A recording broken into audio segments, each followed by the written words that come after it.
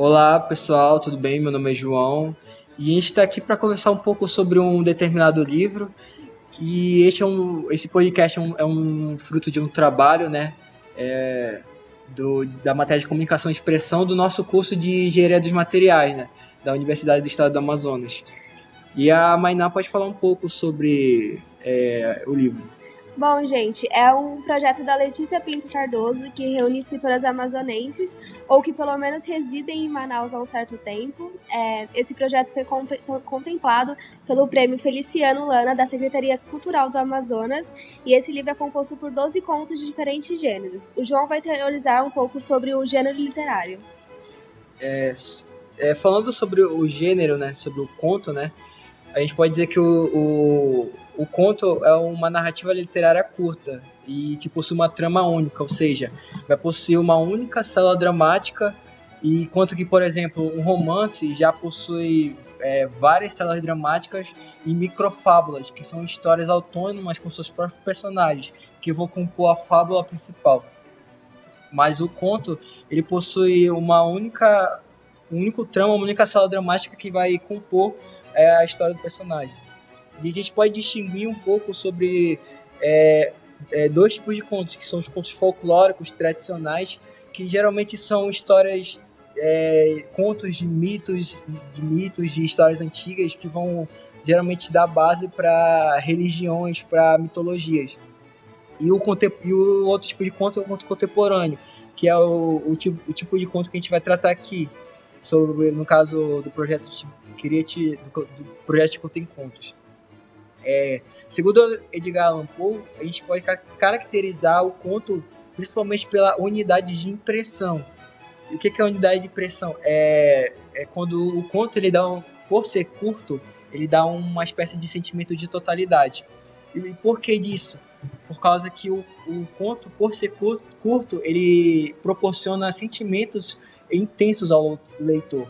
Porque o Edgar Allan Poe, ele vai dizer que os sentimentos mais intensos que o ser humano pode ter duram pouco tempo. E outro tipo de característica que a gente pode encontrar, segundo Cortázar, que é um teórico literário argentino, é a condensação. Por causa que o conto, como a gente já falou, é uma narrativa literária curta, então ele é condensado. A história trata de uma realidade aglutinada. Então, por causa disso, geralmente a história vai ser muito significativa, ou seja, ela vai possuir história nas entrelinhas. E mais uma característica que nós podemos falar é sobre o fluxo de consciência, que é uma forma de narrativa, uma forma de você contar a história a partir do que se passa dentro da mente do personagem.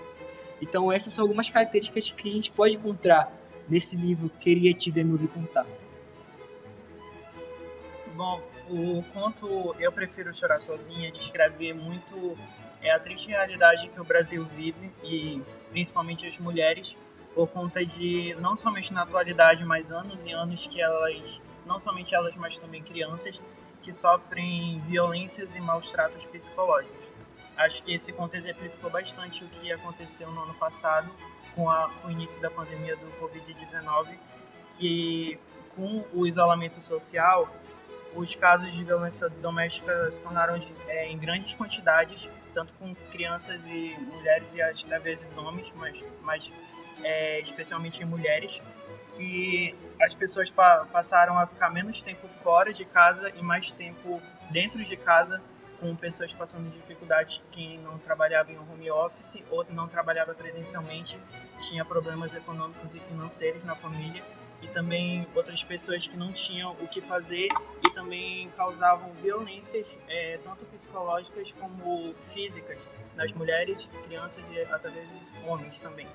E aí isso teve um questionamento que o isolamento social favoreceu uns, mas também favoreceram outros, que foram essas pessoas que vivem em extrema pobreza, muitas das vezes, e também pessoas que não tinham com que trabalhar ou que não tinham famílias que tinham um exemplo de convívio familiar que nós estamos acostumados. E aí eu queria passar para o Felipe, que vai falar sobre o ponto. Então, minha gente, referente à obra Queria Te Ver Me Ouvir Contar, o conto que mais me tocou foi o cartaz, porque o cartaz ele é uma singela representação de toda a obra, pois ele ressalta a importância das manifestações. O livro em si, ele é um grito do gênero feminino que está exausto de sofrer tantas agressões de todas as formas e em todos os âmbitos. E nós podemos relacioná-lo com o filme Harry Potter 7, onde Dumbledore diz que as palavras são a nossa inesgotável fonte de magia, capazes de causar grandes sofrimentos e também remediá-los.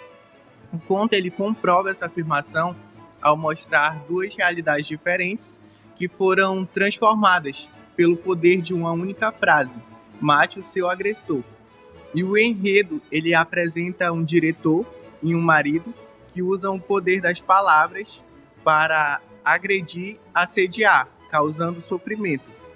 Por outro lado, as personagens Eloá e Cristina, elas utilizam o poder das palavras para libertar, para manifestar, para remediar. Então demonstra que cada mulher pode matar o seu agressor se desvencilhando das cadeias psicológica, emocional e física na qual ele a submeteu. Numa visão geral, as manifestações são importantes para qualquer processo de libertação, porque não importa se é um ditador, um agressor ou um assediador, a arma usada por eles será sempre a mesma, o medo, porque o medo ele paralisa, deixa submisso e impede a vítima de dar o passo decisivo para a mudança de vida. E sabendo disso, a nossa principal arma deve ser a coragem de falar, de quebrar o silêncio, de romper os vínculos e buscar ajuda. E são essas atitudes que levam cada indivíduo a sair do estado de opressão e migrar para a verdadeira liberdade. Afinal, todo ser humano merece ser livre, feliz e respeitado na sua singularidade. Bom, gente, o conto Garotas Estelares, ele me tocou muito, porque ele relata uma amizade de infância que, devido à distância, pois no conto uma delas precisou viajar para cuidar da sua avó, que estava doente, né? E ela acabou morando por lá e se casando, e as responsabilidades, né, afastaram as duas. E ele é bem nostálgico, esse conto, porque acredito que todos nós já tivemos uma amizade que começou na infância e pendurou até a juventude, e que as escolhas que a gente faz e os caminhos que a gente segue acabam distanciando de um amigo muito amado. Agora, para descontrair um pouco, eu vou falar do cotidiano das famílias de classe baixa no Amazonas, que é de uma forma irônica. Vou falar do conto Tom de Pastéis. Ele aborda uma menina que ajudava a sua mãe nos afazeres de casa, já que ela era autônoma e trabalhava lavando roupa. A parte engraçada da história é que ela dizia ser boa de conta, mas por isso ela errou a conta e só pôde comprar um pastel. E esse pastel era o luxo dela, que sobrava do dinheiro que ela tinha que pagar as contas.